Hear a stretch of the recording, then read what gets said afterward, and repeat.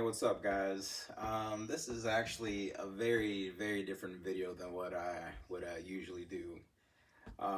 If you've seen my channel, then you know that I love cars. So anything that's car related, um, that's what I focus on. My own cars, car shows, drag racing as a whole. But I'm gonna have some videos that are gonna be on a different topic. I don't know if you've noticed this big, lovely um, red leg here, but I had a little bit of an incident. So, April 19th, it was a Sunday. It was a beautiful day. A beautiful day. I decided to be active. Just a good day. Took the dogs for a walk, went for a nice car drive, and I had a lot of daytime left. Actually, I got the walk and the drive in. I think I got that all in before noon. So it was actually a really productive day. So I was like, I got a lot of daylight left. Let's go be more active.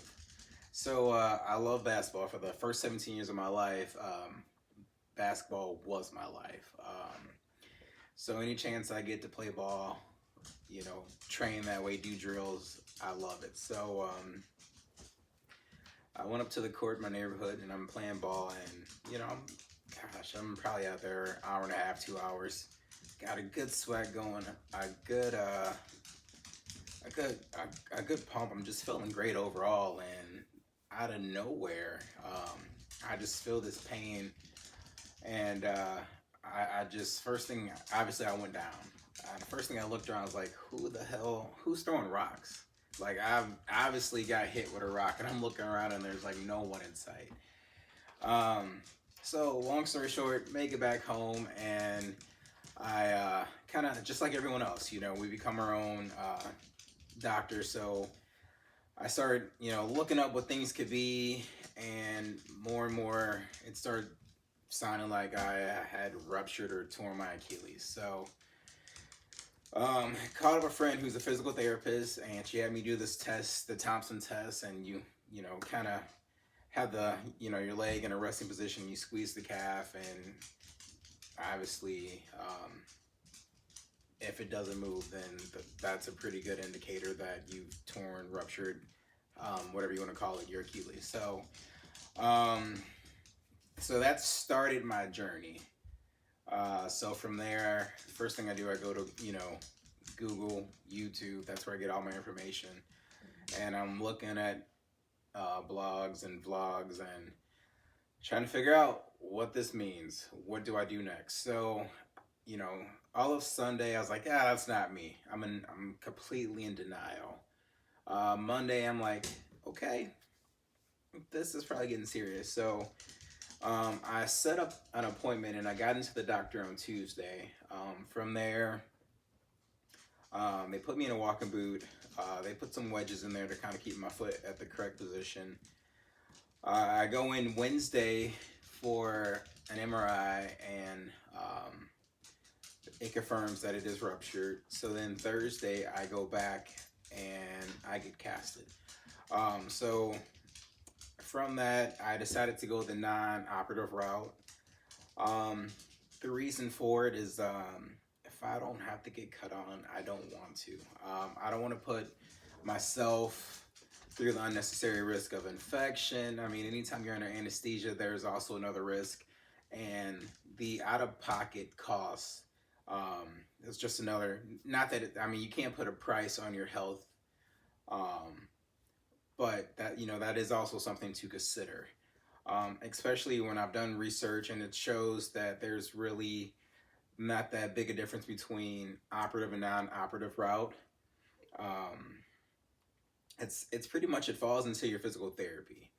So that's where the differences lie. So I've done my research, and that's the route that I decided that would be best for me. So anyone who's going through this, the best thing you could do is educate yourself and figure out what's going to work best for you. And the second thing is to find a doctor who is on the same page. If you find a doctor who is completely on this side of the spectrum or that side of the spectrum, then I would suggest getting a second opinion. I met with my doc and I kind of came in with a game plan, and he's like, yeah, you know, usually people go with surgeries, but I can understand why you want to do this, and we could definitely make that happen. So for me, that was just reassuring. So that really gave me the, you know, the hope and the confidence I need to go forward. So here I am. It's been about a week and a half, and I have, honestly, I have no pain. And the funny thing is, this cast is actually more comfortable than that walking boot they put me in for the first day or so, or a day and a half, 2 days, whatever it was. Um, Obviously, I'm not weight bearing. I'm crutching around, scooting around, just crawling around, whatever I could do to get around. Um, so so far, I'd like to say that, oh, it's all been sunshine and rainbows, but that would be a lie. I watched a lot of videos, a lot of different channels on YouTube about people who have gone through this, and everyone seems to be in good spirits. And I got to be honest, right now I'm in good spirits.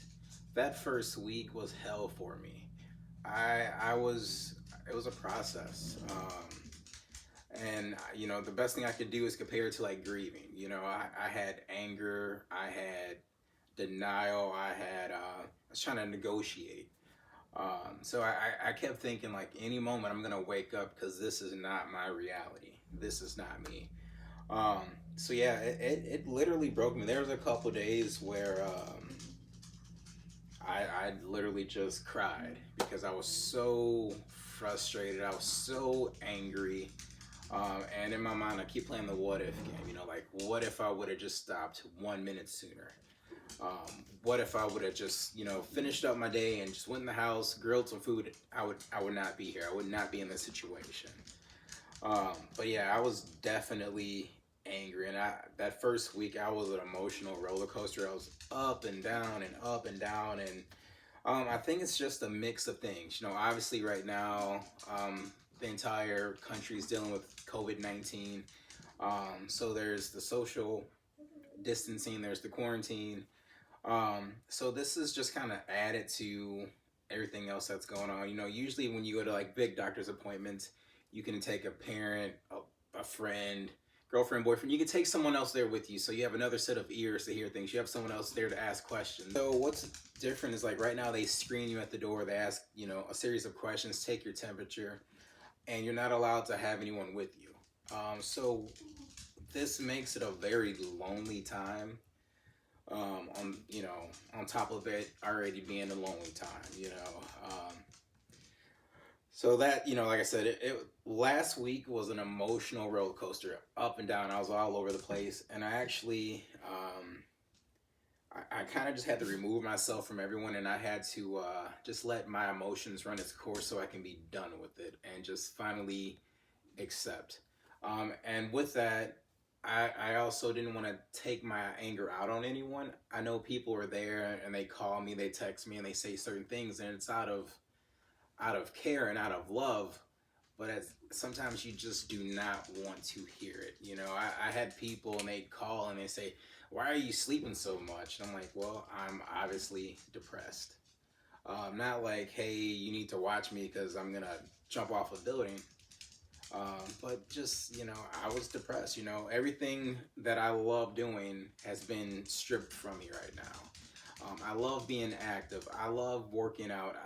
You know, as I said before, I love anything with cars. So that's working on cars. That's racing cars. I just love driving. Those are things that are therapeutic for me. And right now, I can't do any of that. Accepting was probably the hardest thing for me. You know, like I said, I was trying to negotiate. I was like, all right, God, let's just do this thing. You got power. Why don't you rewind life? And I'll go right back to that Sunday and I won't step foot on that court. Deal. Obviously, that hasn't worked. So it's just a lot to take in on top of everything else that's going on in life and with in the world right now. So I'm still adjusting to the new norm, but mentally I'm a lot better. Physically, I mean, I'm not gonna call it a walk in the park or a hop or a crutch in the park, but physically I'm doing great. Like I said, I have no pain, but it was my mental, my emotion, my psychosocial that was really bummed out. I'd like to think that usually I'm a very positive person, but I got to be honest, this took me to my breaking point. And it honestly, it just felt good to cry. Every once in a while, we need that good cry, and I got several of those last week. Um, so this is gonna be my journey. This is my journey, and I'm gonna. I don't know how often I'm gonna do a video. I don't know if it's gonna be weekly because I don't know if I'm gonna have enough um, updates to do things weekly. But obviously, big events. I will definitely keep this going. So I just ask that you guys stay tuned. Oh, special thanks. A Facebook group that I found for Ruptured Achilles. I've read that thing probably from start to finish, and um, that's been definitely reassuring, and that's helped me. You know, just seeing the success stories. It's been great. That's really helped my spirits. I had my moment. You know, I felt sorry for myself. I threw some pity parties, and now I'm here. I had to let those emotions run its course. That was the most important thing. I didn't want to rush my emotions one way or another. They naturally needed to run its course. Um, I went through all the stages of grieving, and I'm here. So nothing can stop me now, and I'm just ready to get to the next step and keep my recovery going. So, guys, please stay tuned in. Please follow. Please like, comment, subscribe, and I appreciate all the support that I get. So, thank you so much.